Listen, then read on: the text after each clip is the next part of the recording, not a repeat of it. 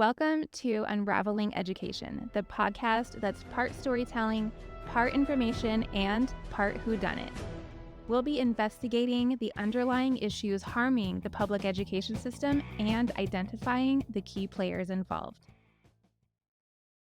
I'm Danielle Ford, former school board trustee of CCSD, the fifth largest school district in the nation, which includes fabulous Las Vegas, Nevada. This episode contains the questionable change to board governance that a certain trustee tried to sneak through for approval at a board meeting.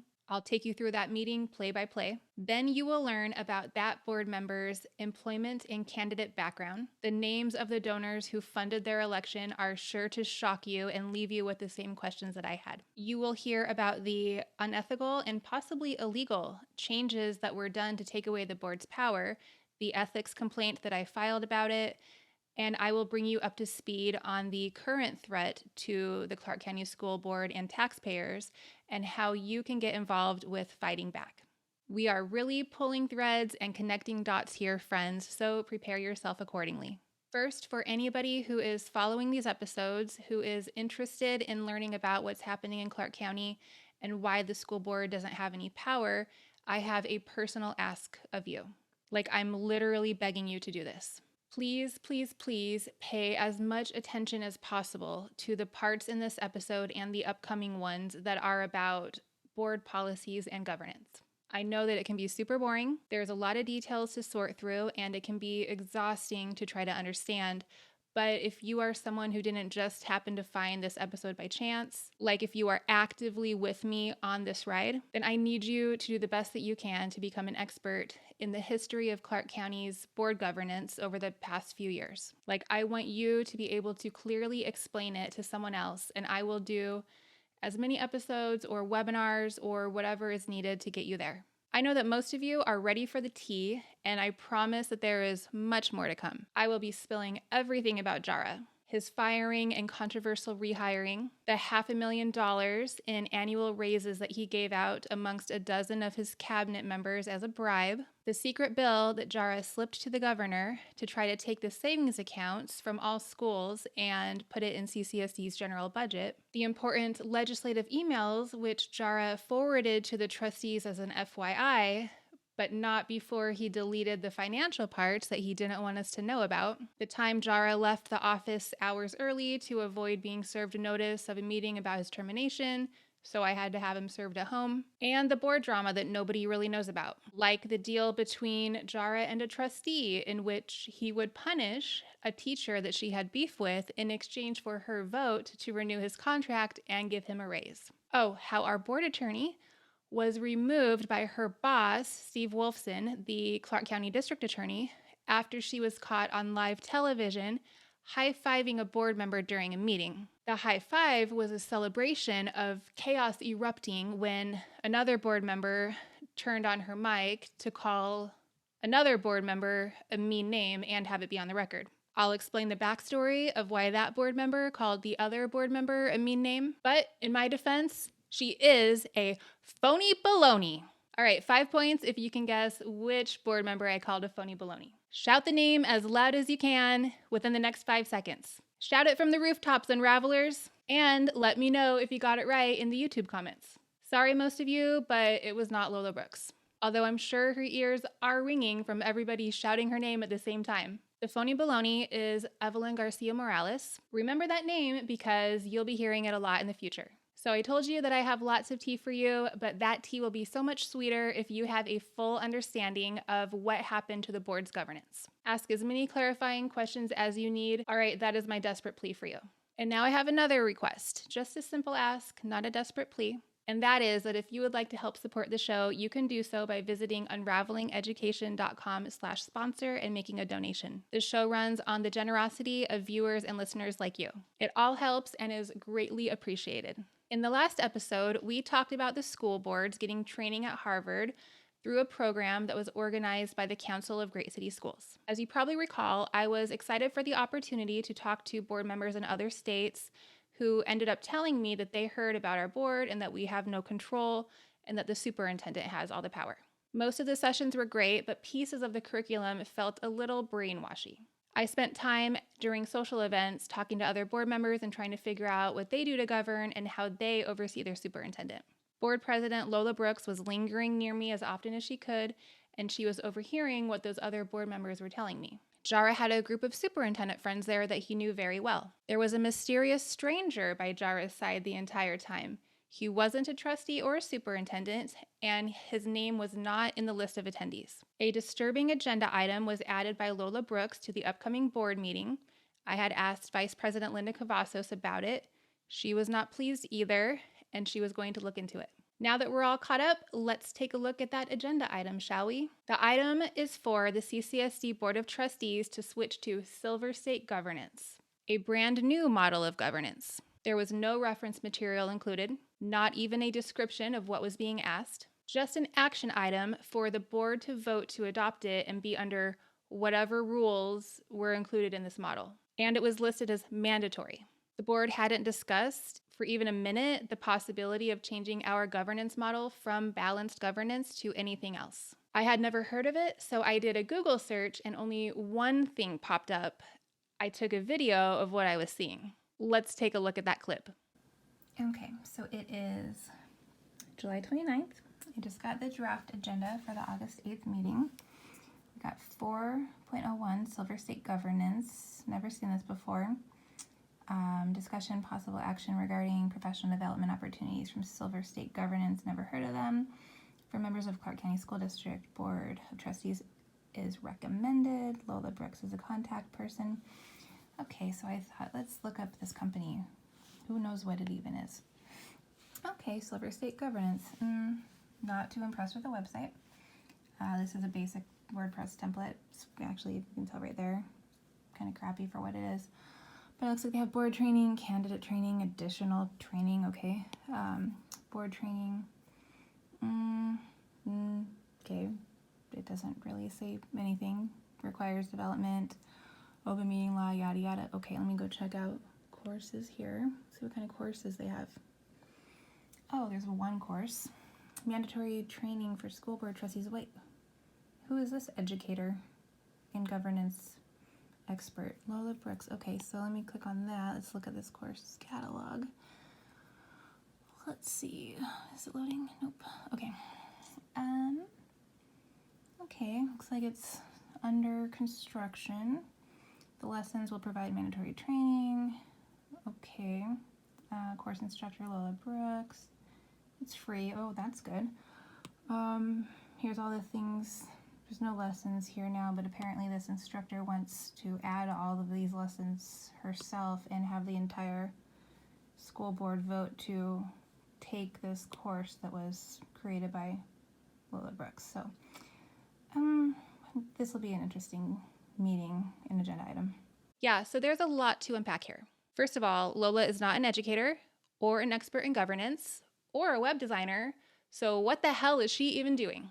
Next, for something like this, the changing of our entire governance model and all of our policies, the full board should have had many conversations in public work sessions where the community could weigh in. That's a big deal. At a bare minimum, it should have been discussed at a public officers meeting with the board president, vice president, and clerk. But no, Lola just took it upon herself to throw changing our entire governance model on the agenda. Like, the audacity. Also, why does she care about this? Where did this come from? Does she know something we don't know? So now the meeting's around the corner and the item is still on the agenda, but Linda was able to convince Lola to change it to information only, so we couldn't approve it like Lola had planned. Lola hears that I saw her crappy website and that I'm not happy about it. She opens the item with a strange and weak explanation, and then conversation between the board and the superintendent ensues. We're gonna unpack this meeting together and I'm gonna break it down play by play, okay? Agenda item, Silver State governance. So I was recently asked by people how we came to have balanced governance. And then I started researching how we shifted to balanced governance. And we actually had a lawsuit in 1996 from the Administrators Union who sued the board for micromanaging the superintendent and overstepping their bounds and operating outside of their governance policies. So that led to the shift to policy governance. A couple years ago, we shifted to balanced governance. And then uh, probably about a year and a half ago, I was approached by then State Superintendent Steve Canavero to talk about a pilot project for Silver State governance. And the goal was to create a cohesive governance policy that all school boards operate under. About a month before Dr. Jara came on, we had barely started doing balanced governance, so I said that we were going to opt out and I wasn't going to bring it forward as an item because we had a new superintendent and we were going to work through this. I also at that time launched an online training site and pitched it to NASB to provide some additional training options for board members. Totally unrelated. And most recently, I noticed that there was some dissatisfaction from the board about our governance. So I decided maybe you would be interested in doing this pilot. It would be a 2-day training, and then one of the benefits is that it's not just training for us, but it provides training for candidates, so they're better prepared to enter into seats. And then also training for the community so they understand what the role is for board members. Okay, so a year and a half before this meeting was Lola's first month on the school board. She was in her self described 6 months of not talking during board meetings so that she could learn the role. So she wasn't confident enough in herself to engage in public dialogue and do the job that she was elected to do, but she was confident enough to meet with state leaders and push their agendas through without question days after swearing in. Oh, okay. Mm-hmm. Now, Steve Canavero, he was the Nevada Superintendent of Education at the time. That position is appointed by the governor. The governor who appointed him was Brian Sandoval. When I joined the board was at the same time that we got a new governor, Steve Sisolak, who had appointed a new state superintendent, Joan Ebert. So I have no experience with the other two, but Lola Brooks certainly does. Having a state board of education and a state superintendent of education is necessary for uniformity amongst school districts. But if you watched or listened to the History of School Boards episode, then you know that the reason for locally elected school boards in each district is to keep the schools governed by their communities and not the state. The Founding Fathers' intent was to protect public education from the state's revolving leaders, their political ideologies, and centralization efforts. Trustee Wright? So I was in those initial conversations with Steve Canavero's board president at the time, and he came to us. So a couple of initial thoughts to give everybody a moment to digest. How would this affect the superintendent's contract? Because his contract is for balanced governance. We've just started his second year, which will start the evaluation process. Would we start over? How would that work? And I'm a little concerned about the jumping to a new thing when we really haven't fully implemented or embraced or followed the balanced governance as we were trained. You know, there has been some dissatisfaction expressed from other board members, and if we haven't implemented it to fidelity, then now's a good time to try something else if we don't think it's working. Okay, what? We had concerns already with the Council of Great City Schools being involved in our governance policies and the changes that gave our power to JARA. So, how exactly is this going to help? Trustee Young? I think we, and I do have the book. The book by Thomas Alsbury and Phil Gore. Hold on, there's a book. Nobody gave me a book or told me there was any book or any curriculum. For 8 months, any complaint that I had, Lola would go, "Oh, it's balanced governance. That's what it is. Blame balanced governance." I had to buy the book myself. We were a little dissatisfied with the fact that the focus was primarily on the superintendent to govern than the trustees, and it was not balanced. It was not balanced. That's why it took us 2 years to go through the whole structure of balanced governance, but everything fell off the table, I would say, about the last year. So I would be very concerned about jumping to another governance structure when there could be a way this could be improved. Things just kind of got sideways here. And I don't even know anything about silver state governance training. Who are the trainers and what are their credentials and how are they trained? So I would have some concerns about the credibility. I think we need to step back a minute, catch our breath, review what it is that we like or don't like about our current governance structure, and let's do some analysis on this one to see what it may offer that this doesn't offer. Thank you, Dr. Young. So just a little background. The person providing training is actually used to be the Deputy State Education Commissioner in Texas. Yeah, he still is. And he also implements this training in Texas, who has a similar model. So when we went to Harvard recently and they talked about the different governance models, some of those states are actually under this model. And it's a statewide model that every board follows. What? Why? What is happening in Texas that is so great that we should do the same thing? Where's the logic? Where's the data? Where's literally any information at all?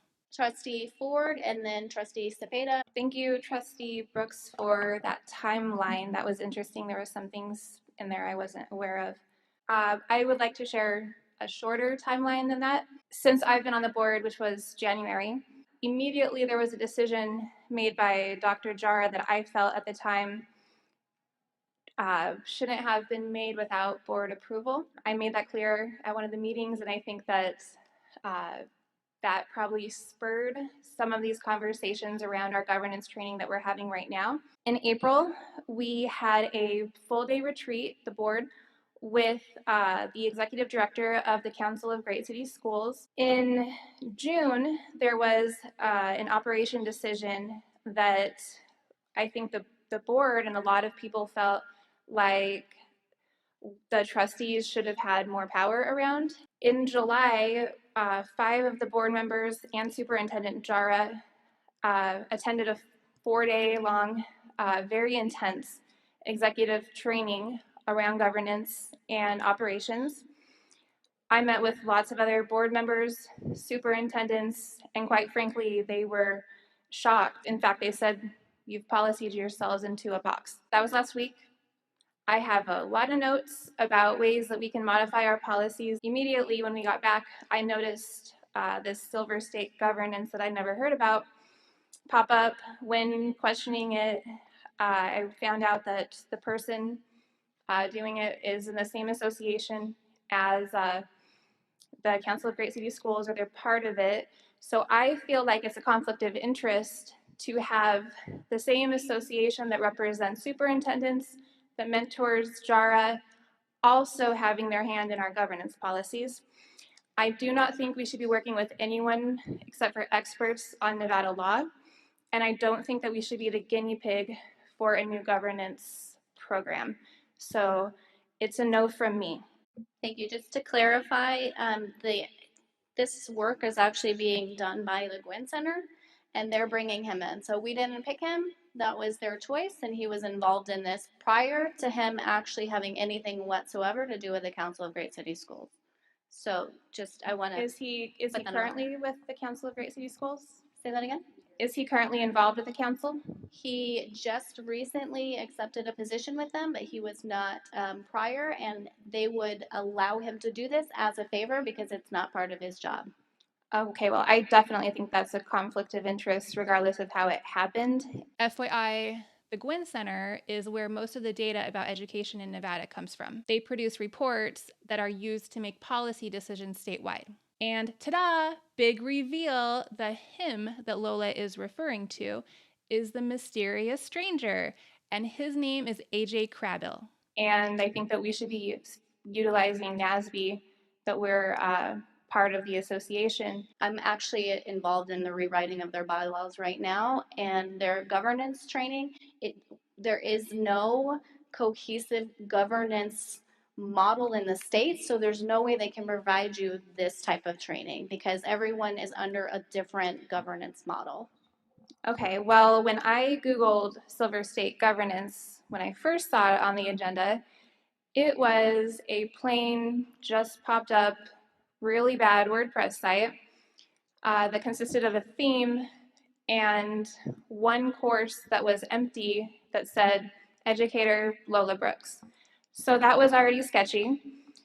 And I think that we have at least other options than that. Of all the options for a school board that controls the fifth largest district in the nation and a $2.5 billion budget, I don't think bringing in some random person not familiar with Nevada law or us on a shady WordPress site is really the best option.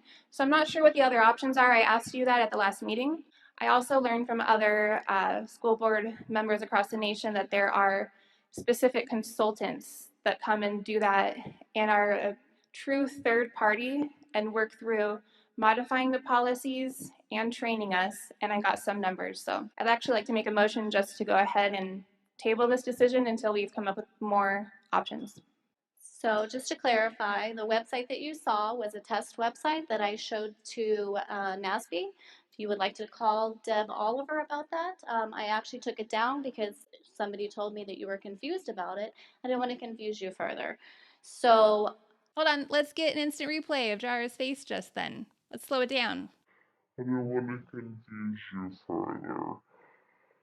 So, Somebody please caption this, okay? And if you are listening on a audio platform, watching the YouTube video for this piece only is worth it. that's the reason that site existed, which is why I told you about that when I went through that whole historical information. I just want to clarify also that Gwynn Center is a third party and they are not affiliated with the school district. I'm not tied to this idea. If you guys don't want to do it, that's perfectly fine. If you want to just follow the policies that we've already adopted, that's fine too. So I wouldn't entertain a vote until everyone has a chance to speak. Superintendent Jar? Dr. Casserly is not my mentor. Dr. Casserly is the executive director for the Council of Great City Schools. Whoa, whoa, whoa, whoa, whoa. Lie detector says that is a lie. Jara literally told me that in those exact words. Mike Casserly is my mentor. Remember Jara's notebook I told you about in the Diary of a New Trustee episode? But Jara has proven himself 1,000 times at least to be a big fat liar, so. Trustee Cepeda? So I guess I have a couple different thoughts about things that just kind of went down. I do agree the Gwynn Center is a third party. I do, let's see, I'm trying to think of the right word. I am thankful for their thoughtfulness and really bipartisan type of thoughtfulness that goes into their work. So whatever happens today, would we as individuals still be able to get this training just to see kind of what happens, just to get, again, some perspective? This is just an option that was brought to us and that is at no cost and that the state might transition to already. Okay. So we might wind up accepting a different model, adopting it, implementing it, and then having to shift to this anyways because the state shifts to it. Okay, stop. So Lola clearly has intel that no one else has. Why? And then my last piece was, yes, we were at Harvard. We got to meet with a bunch of different school boards. I didn't hear the piece where we were boxing ourselves in. No shit, Cepeda. You were not there. If anything, I heard how there might be some differences in, well, I don't want to say differences. I want to say power struggles between board and superintendent, and that happens everywhere. Thank you, Trustee Cepeda. Trustee Garvey? I had a little concern too because of the website being up and then all of a sudden it's taken down. That was It that was did- just to minimize confusion. It seemed too that your involvement in it was huge, and you did say that it has been going on, the conversation and some of the work that you've been doing So- for a while. Yes, Garvey. Okay, just side note, Trustee Garvey used to be a force. Like, she was a badass on the board for about 10 years. I don't know what happened, but around this time, she kind of stopped caring, I think. I think she was just burnt out. But if Garvey had brought the fire that she had in the past to the last 2 years on the board, we wouldn't really be in this situation. Let me just clarify. I went to one training session with Steve Ganavero, and that was it. And then when I went to meet the new executive director for NASB, I was trying to tell them how they could do a learning management system to kind of supplement the training through NASB. So I used that as just a generic filler, and that was the extent of it. So I showed them a demo of this website where you could actually take online classes. That was not a demo website. That was a basic WordPress template. There was nothing to show. Drawing it on a piece of paper would have looked more professional. Also, the new executive director that Lola was referring to is Deb Oliver. So how is that demo website connected to Nevada Department of Education and the Gwen Center? Were they aware of it? No, it's not related to them whatsoever. Okay, so It's not even on that domain name either. It's on a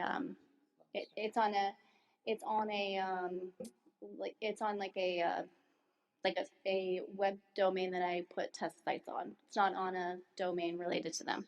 there are still some cautions that come into my mind when I have the Department of Education and the Gwen Center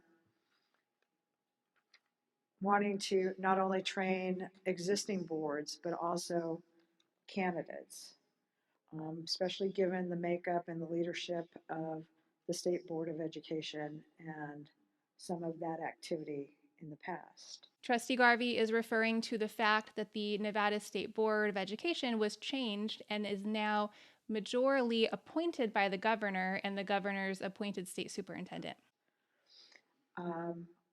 I also feel like we have not, because of different circumstances, implemented the balanced governance and had time to actually do that work. Hopefully now that things are calming down and we have a plan and we're moving forward with that, that can be done. I am not in any way supportive of starting the clock again and going into the same cycle of having a superintendent with no evaluation for years and years. Thank you. So just to clarify, they actually already have an evaluation model that's set up. So it's not like they could do that right out the gate. It wouldn't delay that. You mentioned that at this point, it's not that they're going to make everyone do this. Are you saying that there has been conversations that the State Board of Education is going to mandate that all school districts in the state of Nevada take their governance training? No, I'm not involved in any of those conversations. I know that how this works in Texas, it's in a statewide implemented and it's mandatory. So I am not involved in any conversations other than knowing that they're offering this and how it's set up in other states. Trustee Cavazos? Think that there are some good things here. Some concerns are having to do with, and I was actually able at the institute that we just went to meet the gentleman that was selected to be the trainer.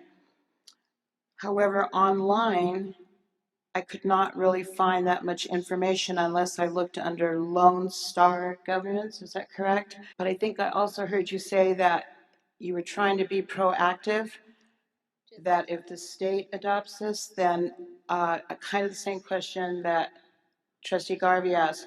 Does that mean that they are going to mandate this governance as it is in Texas? I don't have any knowledge of that, but I know how it's implemented in another state. So if it were to be implemented, it would be more problematic in my mind to go through this exercise of finding different governance model and then coming back and having to do this. What So is there? it's just, I'm sorry. it's just a hunch. Okay. I have no, So we have no information on a timeline on whether the Gwynn Center and the State Department of Education are actually going to be doing this, and if they do, what's the timeline? so if you guys wanted to continue this and have conversation, then I would actually invite the Gwen Center to actually come and answer some of these questions, because they're just presenting this option. I don't represent them, and I'm not an expert in this. I'm just trying to gauge your interest to see whether or not you would like me to bring Go them to forward. have a conversation. Yeah. Okay. I don't like the idea of rushing into something else completely new. I have some reservations about that, and I'll stop there. You did say, just as a review, that this training would be at no cost, that this, I think the State Department of Education was gonna pick this up. I just know it's at no cost. I don't Okay. know how the financials work. Sorry. Could the state at some point require us to move to this? Like they did. I know that you don't have that answer, but I just want to put that out there. That was one of my questions. I think that we're all kind of thinking that, since they're looking at Texas for a model. So I think that we're all thinking that in the back of our head. Is there more information we could get on this? Is there like a book, a website, pamphlets? I just have this one pager, and I had them write this up because I don't know that there's other information. It's kind of being developed. But if the state of Texas is doing it, there's got to be something that they've done, they've developed, they're training people. I'm gonna have Lone Star Governance, Superintendent okay. Jara chime in. Madam President, members of the board, in Texas, it's called the Texas State Lone Star Training. So basically, from my conversations with the state superintendent, that they're just trying to just name it Silver State for the state of Nevada. For state of Nevada, Yeah. got it. Okay. It sounds like the board would really like to get more training in balanced governance before we talk about switching. My concern with more training is that I don't know that it's gonna do any good. If there are things in our policy that people fundamentally disagree with, then it's very hard to train them if they don't really have the will to be trained and to operate in that manner. I don't know how much additional training will do. Oh, there's Jara's face again. He once told me that he played poker, and I'm guessing not well. Trustee Cavazos? I think at this point, we have a policy, and I think what we need to do is we need to implement it, we need to follow it, and we need to be responsible for knowing our governance and actually carrying out the policy instead of looking for the newest toy down the road. We need to utilize the policy we have. That doesn't mean that we can't tweak it, we can't work on it, we can't get together and kind of discuss, what we think would improve it. I think we're all capable of doing our own training. We have gone, and we just came back from the ABC Institute. They did a wonderful job. They had lots of good information. We had our living group. We probably could teach a lot of this ourselves.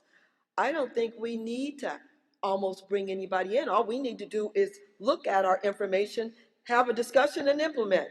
We're very bright, capable ladies up here. We have trained out. Now we need to just come to a consensus. Remember my 5 C's, I won't go over them. But we need to just get together, collaborate, get our consensus, and move on. I mean, it's enough of this. Let's just decide what we need to do and gain consensus, collaborate, and move on. I think we're done, quite frankly. We're all tapped out here. Implementation time. Thank you. Implementation. Okay. So I hear you loud and clear. You're not interested in pursuing it. I will pass that message along. Sylvia Lazos. There's a difference between what NASB Nevada can do for you versus what Washington, D.C. Chief Legal Counsel can do in terms of training. As a lawyer, I'll just tell you right now that the case that we won, Lopez versus Schwartz, allows for taxpayer standing. So that basically means that anybody here who pays his taxes can sue the board at any time for breach of your fiduciary duty. Now, don't you think you might want to know what your fiduciary duties are and what a breach might be as you continue to do your work, your public work, when you know that anybody here can say, hey, you messed up doing your fiduciary duty. You should have done it better. Having training in fiduciary duties is absolutely essential.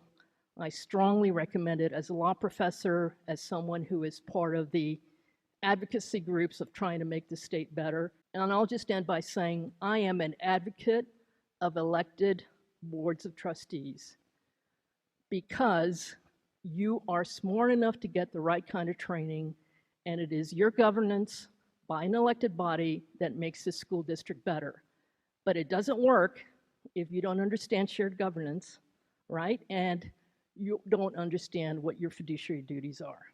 Thank you very much. In summary, the other trustees were just as perplexed by this and found it ridiculous that Lola brought this forward with zero details or any prior discussion. Every single member expressed their opposition. The consensus was that our governance isn't perfect, but we never really did balance governance correctly, so let's work on improving that instead of starting over. This conversation is really important for a couple reasons. One, none of the board members wanted this, but it was the three who had been on the board for almost 11 years telling Lola no that made her back off with her tail between her legs. When these three were termed out about a year later, Lola got complete control, stopped asking for permission for anything, and became an absolute monster, especially in the closed sessions that the public didn't see. Two, I wanted to show that the board had been told by a law professor this long ago that if the Board of Trustees is not executing their fiduciary duties, that taxpayers could sue them. Lola Brooks chose to ignore anything that she didn't like to hear,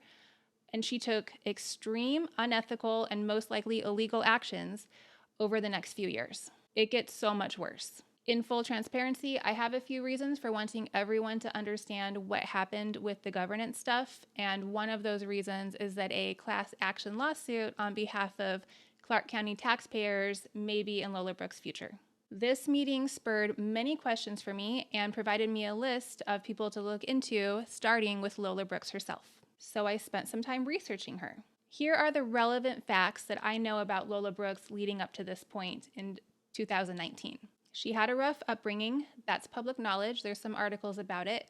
She dropped out of high school. She wanted to prove herself. She went to college for psychology and social work. She had been working for United Way, was a Bernie Sanders supporter, and a proud socialist when she signed up to run for trustee. My personal belief is that Lola's decision to run for the school board was on her own and that she had good intentions. The incumbent, who Lola sought to replace, his name was Patrice Tu. She was controversial because she was extremely conservative, very religious, LDS, and anti-sex ed and whatnot. Lola Brooks makes it through the primary election using mostly online marketing. Lola's not terrible at tech, but she's not great either. She's good with spreadsheets and some basic social media, but that's basically it. She identifies as like a tech wizard, though. So because Lola used social media at all in 2016 when it was still new for elections, she gained this public image of being like this young, tech-savvy, innovative, progressive candidate running against the super religious, conservative incumbents. It was really easy for political groups to choose a side. Carolyn Edwards, the trustee whom I replaced 2 years later, throws her support to Lola and begins making the rounds and introducing her to people. Lola then gets offered a new job at a for-profit charter school, making more than double than what she was making at United Way. The charter school is Beacon Academy. It's a virtual charter school for high schoolers who are at risk of not graduating. They leave CCSD to enroll there, and the amount of money the state allocates per student gets taken from the public school and given to that virtual school, which does not have to pay for things like buses, cafeterias, football fields, security guards, or any of the things that schools have. And I mean, I completely support having flexible alternate options for students, of course, like more of that, please. But I bet CCSD could create something similar, which would improve CCSD's funding and number of graduates if they wanted to. But the fact of the matter is that Lola's bosses and Lola benefit financially when CCSD students fail. Lola Brooks has a vested interest in high schoolers not succeeding from CCSD, the public school district that she's a trustee of. So next, Lola Brooks receives large campaign donations from billionaires for the general election. Thousands of dollars from Reed Hastings, the billionaire tech investor and founder of LinkedIn, as well as thousands from his wife, Michelle Yee, and thousands from Sheryl Sandberg, former COO of Facebook. All three of these donors are investors in Rocket Ship Education, a national network of virtual charter schools. Lola also receives endorsements, marketing, and people power from Carolyn's connections. Lola wins the general election and swears in. Teachers and parents seem to like her. She's basically the sweetheart of the board for a couple years. She's by far the youngest board member. Behind closed doors, Lola is meeting with then State Superintendent Steve Cannavaro and members of the state board. She's tasked with getting the board to approve a new governance model in the future. She proudly doesn't say a word for 6 months on the board except to support everything that Carolyn says and does, including voting for Jesus Jara to be superintendent in 2018. It's election season again. Irene Cepeda and myself win our elections and join the board. Lola is no longer the youngest or the techiest member of the board. Carolyn continues advising Lola, and according to several of my sources, she still is now in 2024. Lola gets voted president despite only being on the board for 2 years. She shoots her shot at getting revenge at Dr. Young. I messed that up by using an expletive and cutting that item short. Lola's being heavily advised by her mentors and supporters. She begins giving the board's power to Superintendent Jara and doing everything that she can to silence the trustees. Meanwhile, I don't really know why she's doing these things, but I know that it's bad, and I am battling her nonstop. Which brings me to where we are in this story, late 2019. I start to Google the names in Lola's campaign reports. I learn that there is a network of business titans who have investments in charter school chains, national student testing companies, new teacher recruitment organizations, software and data companies, and much more. They're making money by both operating charter schools, in which they can pocket 15% of the per pupil funding per student, and they also make interest on their investments and write it all off on their taxes. Then they turn around and sell their products and services to superintendents of the same public school districts that their charter schools are taking students and money from. These billionaires donate to school board candidates whom will support their business agendas. They usually don't even know who the candidate is. Lola responded to somebody on social media at one point saying that she doesn't know any of these donors personally. But they don't need a relationship with a school board member whose win they funded, as long as they have the ear of someone else who advises that board member. I told you that this is all a giant tangled web, and I meant it, okay? We're going to really unravel the charter school stuff and the billionaire donors in upcoming episodes, okay? I will be bringing researchers on as guests, so if you have any questions specific to those two topics, you can leave your question in the YouTube comments or send an email through the website at unravelingeducation.com and let me know what questions I should ask.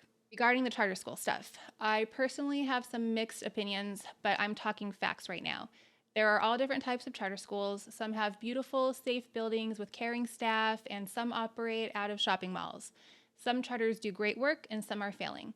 Some are progressive and inclusive, while others happily discriminate. Bottom line is that charter schools are unregulated and unaccountable to taxpayers, even though they take taxpayer money. They take funding and resources away from public schools. This only helps the massive agenda to turn all failing public schools into charter schools and keep making the rich people richer. Remember in the Diary of a New Trustee episode where I told you that it was obvious that Lola had it out for Dr. Young? And I didn't know the details, but I said this is clearly a dick measuring contest. The very respectable and accomplished Dr. Linda Young, who was a teacher and a principal and is a fierce social justice advocate and had been a trustee for 11 years at that time, with Lola Brooks, who has no experience in education and is in her first term and trying to get the board to approve policy changes that would limit Dr. Young's role, like that whole thing, remember that? Well, I learned that at Lola's very first board meeting, Dr. Young turned on her microphone and announced that she wants the record to reflect that Lola Brooks is employed by a charter school, and it is a conflict of interest for her to be a sitting trustee for a public school district. So that cleared up for me why Lola had a vendetta against her. I could see Lola taking that very personally and harboring resentment for years while she planned her revenge. By the way, Dr. Linda Young was correct about that. Regardless of opinions about charter schools, they take public funds, but they operate privately and without public accountability. Charter schools and public schools have separate school boards for a reason. So I'm trying to tell this story as linearly as possible, but I'm going to hop around a little bit through the next few years to bring you up to speed with what the current governance of the Clark County School Board is. It's a lot. Please try to follow along, but it is so much. As I learned more and more about governance, I decided that my biggest goal at the time was going to be to not let the model of governance that Lola and Jara were trying to get approved, even if our current governance model wasn't perfect at the time. I knew that if this model got approved, it would take away any remaining traces of power that we had left. I was hoping eventually to be able to flip the board and be in the majority vote to make actual substantial changes, but until then, I was going to do my best to hold it down. I set up a bunch of Google alerts for people and organizations of interest. The person lighting up my notifications the most by far was AJ Crabill. /Lone Star Governance, /Silver State Governance, /Student Outcomes Focused Governance, /his dumbass quote. We'll get to that. So I've been watching his activity the last few years through several states. I was monitoring Lola Brooks too, but most of the alerts were about another Lola Brooks who's a fine jewelry artist. Now it's been years that I have been following her career through write-ups about her shows and her exhibits and all the interviews that she's done, new items in her store. From afar, I've watched this woman flourish and grow as a designer, and I am just so damn proud of her. But now back to our Lola Brooks. Her activity was mostly around her work with AJ and becoming a mentor to newly elected unsuspecting trustees of other Nevada school districts. So these two have basically been besties this whole entire time, but they act in public like they're not communicating nonstop. Now, what I'm about to share with you, I'm going to go into details in a future episode. It took me months to get public emails from CCSD and figure out how all of this went down, but here is the gist of it. The board that you're familiar with up until this point, which included the 3 trustees with over a decade of experience and who were comfortable telling Lola no to things, struggled to modify the governance policies. We would spend literally hours of debating one paragraph, and it was mostly Lola who would argue, gaslight, and stall. We ended up hiring the creator and trainer of balanced governance in 2020. The story of how we got him to work with us is actually kind of funny, and I don't think anyone even knows it but me. It has to do with me trying to figure out the superintendent's evaluation process, and that's a whole other episode, so I'm going to save that story for later. So late 2020, the board was working together surprisingly cohesively to bring our policies back to balance in a way that gave the board its authority back and set protocols for superintendent accountability. We finished that work in December 2020. The longstanding trustees, Trustee Young, Garvey, and Wright, were happy to know that they were setting the new board up for success as they were terming out. I was even excited and hopeful in our ability to govern for the first time in 2 years. 3 brand new trustees, Lisa Guzman, Katie Williams, and Evelyn Garcia Morales, were about to join the board, and our new policies were set to be approved early in 2021 after they swore in. My excitement and hope was short-lived, though, because I discovered in January that the policies were now very different than what we had finalized in December. I had no idea what happened. Lola refused to answer any questions. I even put the policies as they were given to us in December and the new policies side by side and into a presentation during a work session. Nobody would answer any of my questions. Most of the board members and our attorney treated me like I was crazy. I was very, very upset about this. I obviously knew that Lola was responsible because Lola, but I didn't know how. I requested every single email related to governance while we were making those changes. CCSD/JARA first sent me the wrong information, then they sent me incomplete information, then emails without any attachments. By the time I received everything, months had passed, and they finally delivered them to me in the most unorganized possible way, along with 1,000 other pages of emails that I did not request, but obviously still read through. It was very enlightening to see some of these conversations. Here's one of my favorites from Trustee Deanna Wright to our trainer in regards to me speaking about JARA's leadership during COVID. She writes, so after less than 24 hours, she called the news and gave an interview without the president's knowledge, as well as it being on a subject we were going to discuss. She is causing such dysfunction and drama. How do you think we can rein her in and cut her off at the pass so that it takes all the wind out of her sails? I don't think that worked out for her very well. Trust that we will go through the emails later because it's important to see exactly how they were able to get away with this, but I'm going to try to explain in a nutshell. Lola spent her winter break of 2020 editing those balanced governance policies that the board worked on for months and that cost the taxpayers a ton of money to produce. She rewrote them and organized the verbiage in a way that a person who wasn't looking too closely would never have noticed. The differences were extreme. About 90% of the language was edited. She was smart about it, I'll give her that. She ended up saying that she didn't edit anything, but what she did is she cut and copied and pasted those policies into the template that the board uses for governance with the board's letterhead, formatting, and whatnot. But when comparing the old versions of our policies that we tried to change, the new December versions of the policies that we wanted to approve, and Lola's versions next to each other, you can see exactly what she did. Lola resurrected parts from the policies that we were trying to change for years that didn't make the cut into the new policies into her version. She copied some of the new December version that she liked. She kept that.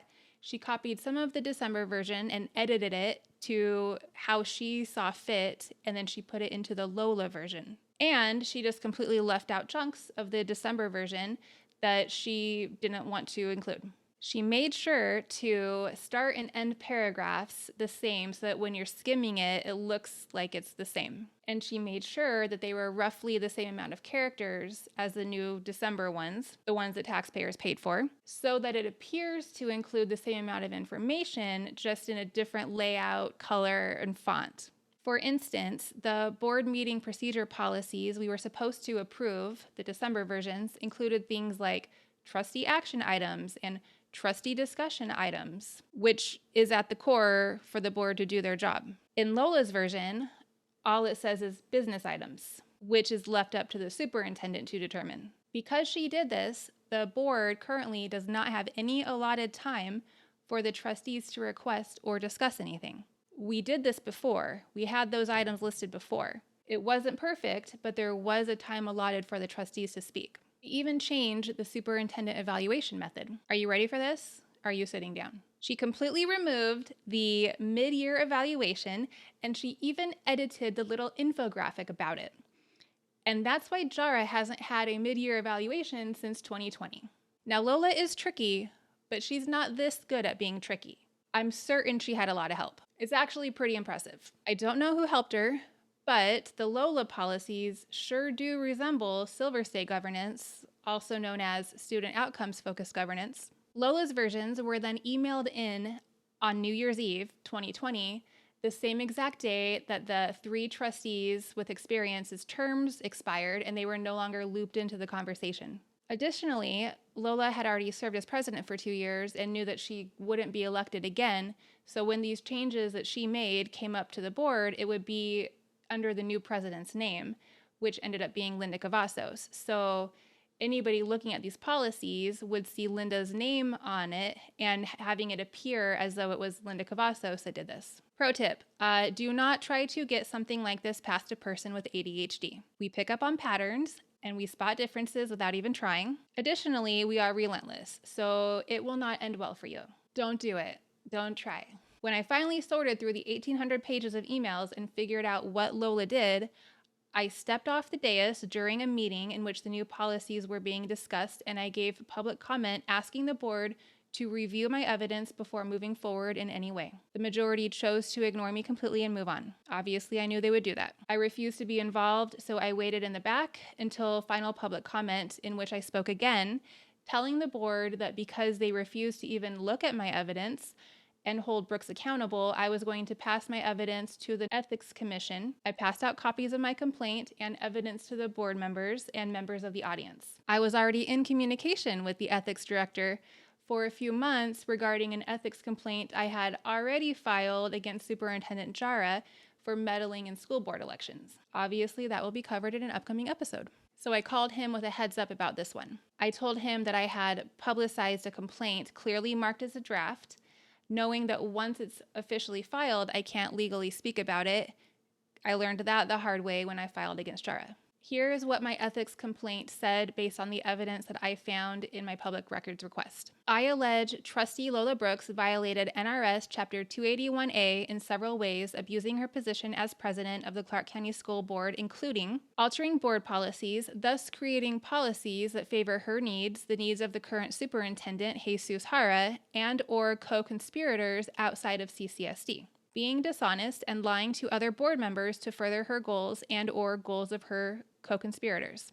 Use of strong arm or intimidation tactics. Development of schemes to circumvent procedure, abusing the role of board president to direct staff members independently without the approval of the full board.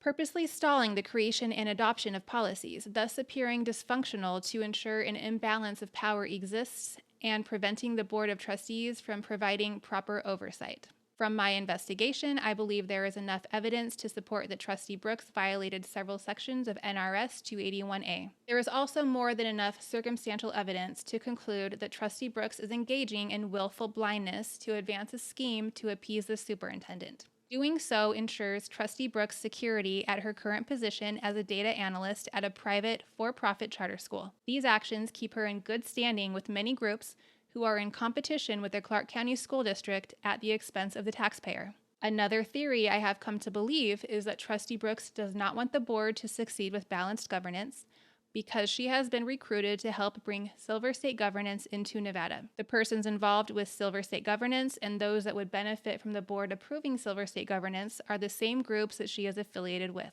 The same individuals are connected nationally to the Superintendent Training Program, Chiefs for Change, and the superintendent search firm, Ray & Associates, which places superintendents in large districts. This is the same service that introduced CCSD to Jesus Hara. They are the same people connected to donors that buy out school board elections and are affiliated to names shown in Lola Brooks' campaign finance reports. These organizations have been engaging in the business of privatizing school districts and steering contracts. After officially filing my complaint, I then asked the Ethics Commission director, okay, if this is true, like if what I'm saying is proven true, that's like really bad, right? He tells me that he can't give legal advice, but yes, if the ethics panel determines that there was wrongdoing, then that would be something worth pursuing legally. He calls me a couple weeks later and he tells me that my ethics complaint passed jurisdiction, meaning that the panel felt it was worthy of an investigation. He tells me that I will be contacted by an investigator to go over everything and direct them to some witnesses. I'm like, yes, Lola might go down for this. She might actually have to answer for this. And if she does, it could bring the whole web down with her. Like, I am stoked. I never received that call, however. Instead, I received a notice via email that my complaint was dropped because of insufficient evidence, despite my thorough explanation and the 1,800 pages of evidence I submitted. Included in that email was a 40-page response by Lola in which she deflected the entire issue and instead submitted screenshots of my criticisms of her and Jara on social media. And it is as hilarious as it is infuriating. I'm going to show you the entire thing in an upcoming episode. It is so damn funny and infuriating. Like, I provided actual documentation and asked for an explanation for Lola sending in her own versions on New Year's Eve. And then Lola responded with everything besides an explanation. Trustee Ford's behavior and her unwillingness to cooperate speaks for itself. Here's evidence of her refusing to work with the board and instead leaving the meeting and eating donuts in the back. That's the kind of nonsense that warranted my complaint being dismissed, without Lola ever having to answer the question, and without me ever being able to rebuttal that response and ask them to focus on the actual complaint. For instance, I might have said, yeah, I put on the record that I would not be part of approving these unlawful policies. Then I left the meeting, listened to it in the conference room, had donuts delivered for the support staff, and posted a picture of said donuts on my social media with an explanation for constituents about what was happening. But I never got that chance. So I had been thinking, like, WTF? What even happened right there? I was trying to process it. I decided to call and ask the ethics director, hoping he would share more information than was included in the response. I called the number that I'd always had, but a woman answered instead. I was taken a little aback. I'm like, hi, is David Hall there? She informs me that he no longer works there. For a while there, David had become kind of like my random ethics therapist guru. I would call every so often just to check in on my complaint, and then I would bring up whatever shady stuff was going on with Jara and Lola. Like, I'd be like, would you be mad if you were a trustee and the superintendent punished you for posting about him on social media by kicking you off of your committees that you served on? Like, would you be mad? I would just be like, hi, just checking in on my ethics complaint. Yeah, and oh my God, you will not believe what Lola did now. Like, it is wild. I know that you cannot offer legal advice, but listen to this. It's crazy. And then one day he was just gone. Flash forward a couple weeks. The board and Jara are in a closed session that's about to end and a public board meeting is about to begin. And then Jara throws in, oh, one last thing. I wanted to let the board know that I hired someone to act as the district's chief negotiator and assistant general counsel. He'll report directly to me. His name is David Hall. He used to be the executive director of the Nevada Ethics Commission. You know when you get news and like blood rushes to your head and the room like shrinks into itself? Yeah, it was that. It was just like, what? I had never even met David Hall in person, and from then on, he was at every single board meeting and every single closed session. Neither of us ever spoke a single word to each other. He is currently still working under the superintendent as one of the main school district attorneys. Anyway, let's go into the current happenings of the Clark County School Board. The board recently, in 2024, adopted student outcomes focused governance, also known as Silver State governance, and hired AJ Crabhill as their trainer. The next episode is all about AJ Crabhill and explains how he is a puppet to anti-public education billionaires. The board actually paid him an additional $20,000 because his stipulation is that if the board doesn't vote unanimously to hire him, then it's an extra $20K. So board members who don't want the training either have to publicly vote for it anyway or throw away $20,000 of taxpayer funds. I wonder if he brags about how many boards hire him unanimously. 2 board members voted against it, Linda Cavazos and Brenda Zamora. Essentially, because they voted in the way that they were elected to, it cost the district half a teacher's salary. Now, the super current haps with the Clark County School District, as in the first week of February 2024, are that a board meeting was announced, which includes Superintendent Jara wanting to resign, but demanding that the board first change the terms in his employment contract to pay him a year's salary, which is $400,000, if he were ever to resign.